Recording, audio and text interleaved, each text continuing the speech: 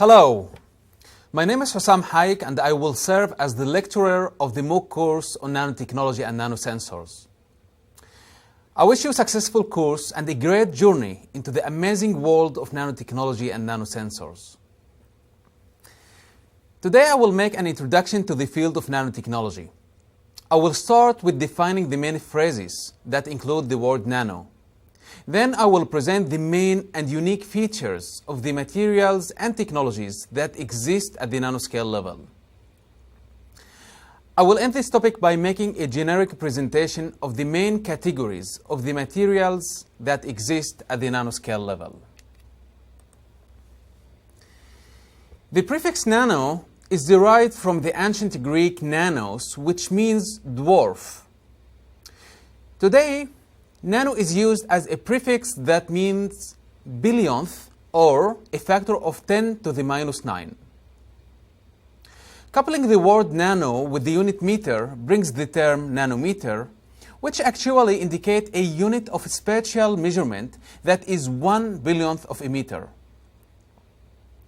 With this in mind, we shall define nanotechnology as the science, engineering, and technology conducted at the scale that range between 1 to 100 nanometers.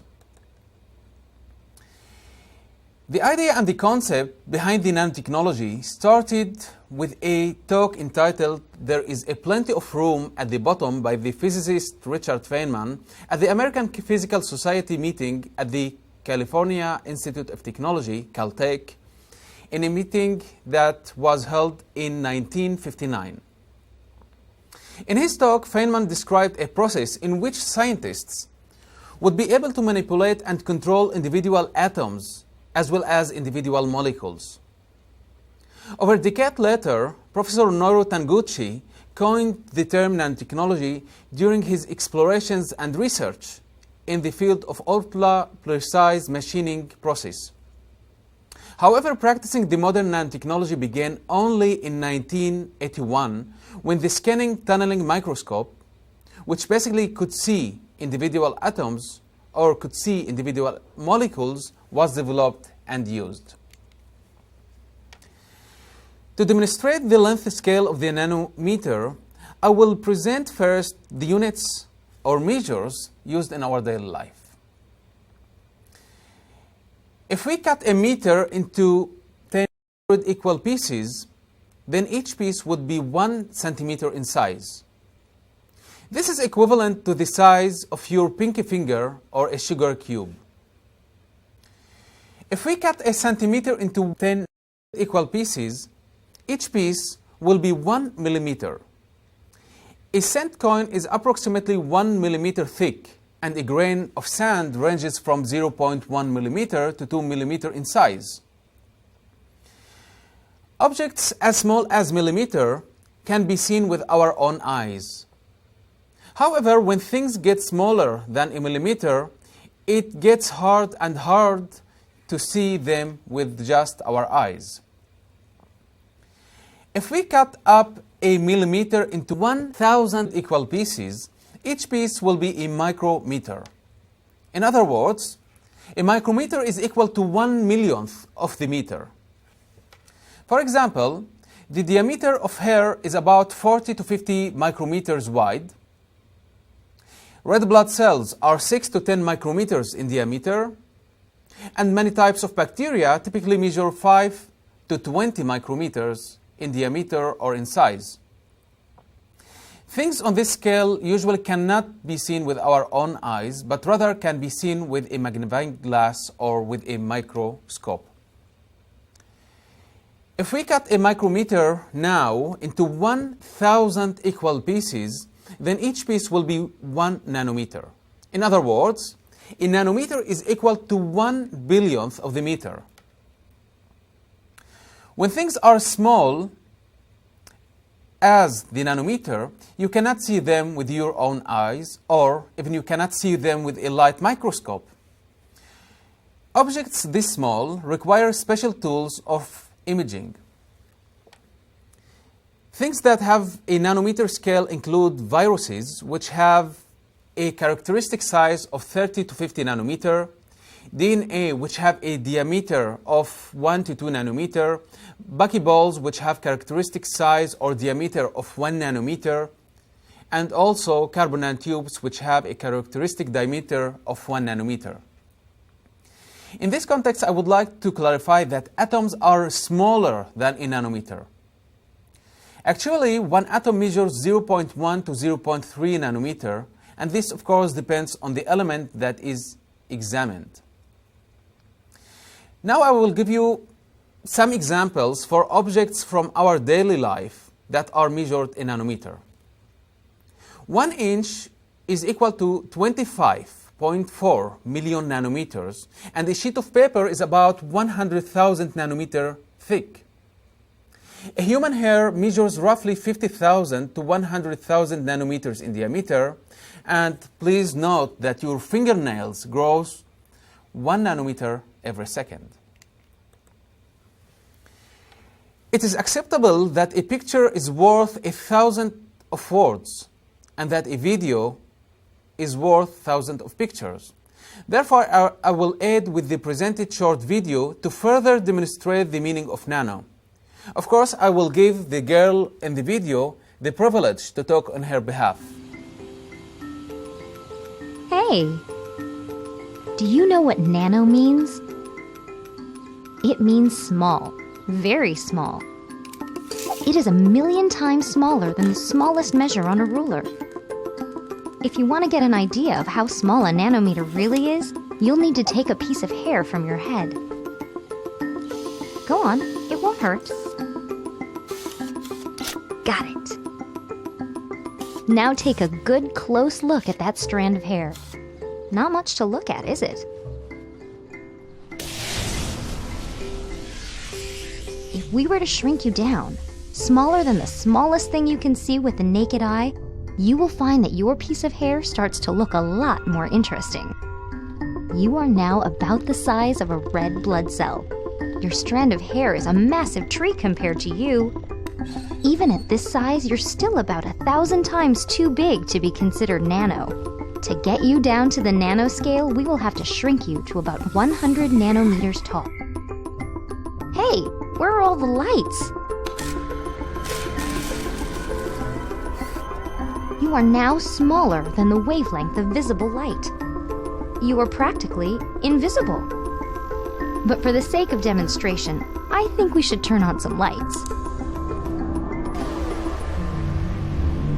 At this size, the red blood cell is 1,000 times bigger than you are. It is like an enormous stadium. Welcome to the nanoscale. You could probably hold a common cold virus in your hands quite comfortably now. The rhinovirus is only about 30 nanometers across and is nearly impossible to see next to the red blood cell. A red blood cell is too big to be considered nano. However, it's made up of all kinds of nanomaterials.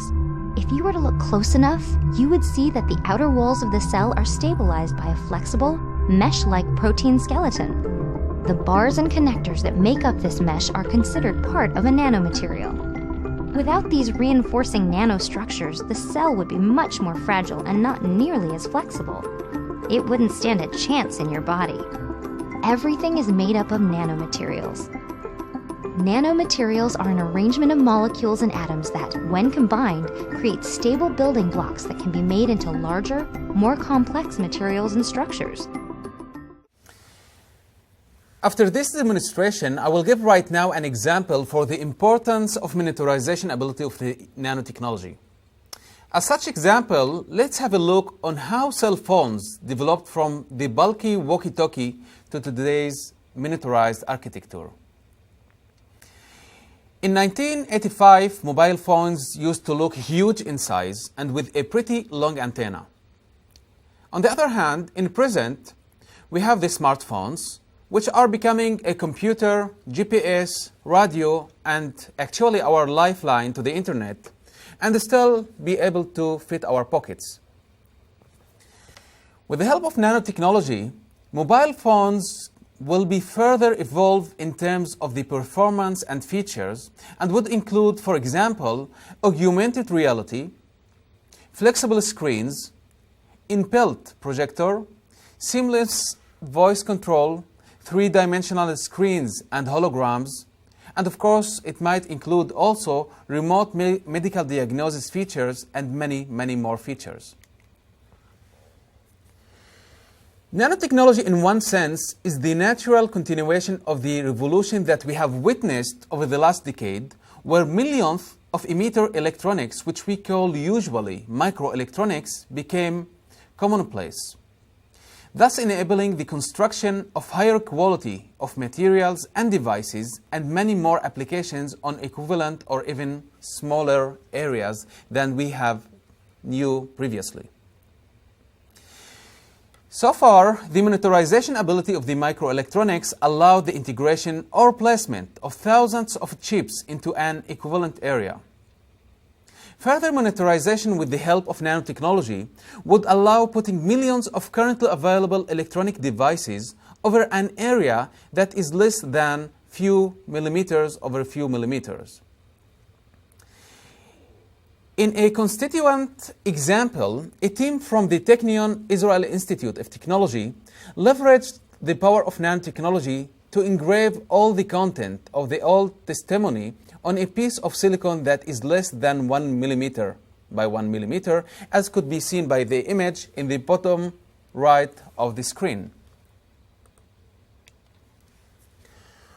One of the parameters that is tightly connected with the miniaturization and nanotechnology is termed surface-to-volume ratio. This parameter is of fundamental importance in the applications involving chemical catalysis and nucleation of physical processes. Usually, surface area to volume ratio increases with the decrease in characteristic dimensions of the material and vice versa. Therefore, as the material size decreases, a greater portion of the atoms are found on the surface compared to those found in the bulk or inside the same material.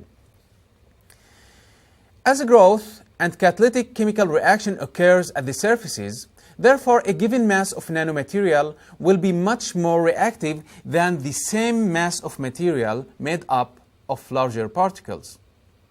It is also found that materials which are inert in their bulk form a reactive when produced in their nanoscale form, and therefore they can improve their properties.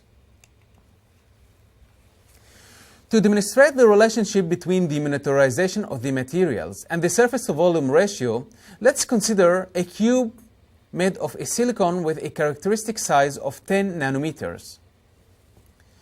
In this case, the number of the unit cells in this nanocube is estimated by 6,250, which is actually equivalent to 50,000 atoms. On the other hand, the number of the unit cells that are located on each face is 340, thus resulting in 680 atoms on each face of the nanocube and 4,080 atoms on all faces of the nanocube. Dividing the number of the atoms available on the surface of the nanocube, namely 4,080 atoms, by the number of the atoms available in all parts of the nanocube, which is basically 50,000 atoms, bring to the conclusion that around 10% of the atoms in the nanocube are located on the surface. On the other hand, if we apply a similar consideration with a piece of silicon of 10 square centimeters and a thickness of 1 micrometer, this leads to the conclusion that only 0.03% of the silicon atoms in this structure are available on the surface. Therefore, nanomaterials have a much greater surface area per unit volume compared with the larger particles. Actually, this leads to nanoparticles that are more chemically reactive. This is so because the molecules at the surface of the material don't have full allocation of covalent bonds and are in energetically unstable state. Since many more molecules allocated on the surface are in energetically unstable states, nanomaterials and more reactive compared to the microscale or to the macroscale materials. With the high reactivity, Almost all types of nanomaterials are capable of catalyzing reactions, and free nanomaterials tend to agglomerate into bigger particles. Owing to the specific physical and chemical properties of the nanoparticles, they are expected to interact with substances such as proteins, lipids, carbohydrates, and nucleic acids that present in food, biological, or during desalination processes.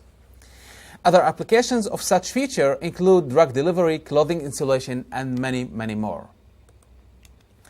With this, we come now to the end of class number 1, session number 1. Thank you.